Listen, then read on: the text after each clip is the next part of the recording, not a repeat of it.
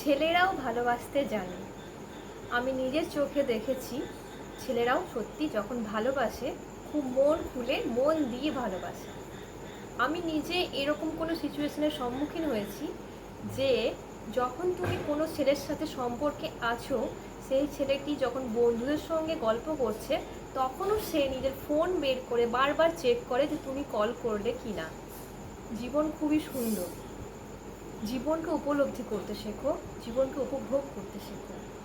সবসময় ছেলেরা খারাপ, ছেলেরা বাজে, ছেলেরা আমার দাম দেয় না, এগুলো মন থেকে মুছে ফেলো।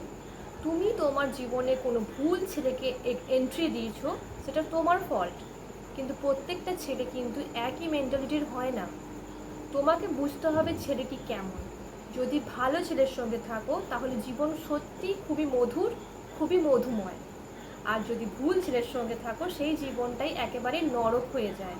সেই জন্য আমাদের কাছে ভালোবাসার মানুষটিকে দোষ না দিয়ে নিজেকে দোষ দেওয়া উচিত যে আমি একটি ভুল ছেলেকে সিলেক্ট করেছিলাম বলে আমার জীবনটা এরকম হয়ে গেছিলো। কিন্তু বিশ্বাস করো, যদি কোনো ভালো ছেলে তোমার জীবনে আসে তাহলে তোমার জীবনটা এত সুন্দর মধুময় করে দিতে পারে সে, তোমার ধারণার বাইরে। আমি তো বলবো মেয়েদের থেকেও বেশি ছেলেরা বেশি ভালোবাসতে পারে।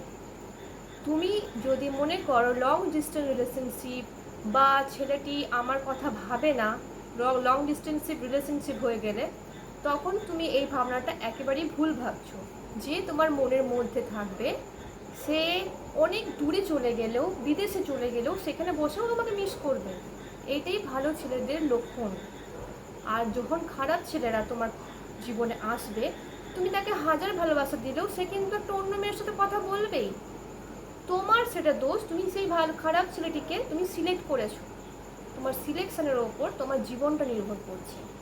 সো ছেলেরাও ভালোবাসতে পারে, তারাও কিন্তু তোমাকে আঁকড়ে ধরে বাঁচতে জানে, বাঁচতে চায়, এটা বিশ্বাস করো। জীবন যদি সুন্দর করতে চাও, সুন্দর মানুষদেরকে ভালোবাসো, যারা সত্যিকারের ভালোবাসার যোগ্য, সত্যিকারের ভালোবাসা চায়। তো কেমন লাগলো বন্ধুরা আমার এই ভিডিও? যদি কোনো রকম ভুল ভ্রান্তি থেকে থাকে আমার বক্তব্যে, তাহলে তোমরা অবশ্যই কমেন্ট বক্সে আমার ভুল ভ্রান্তি ঠিক করে দিতে পারো।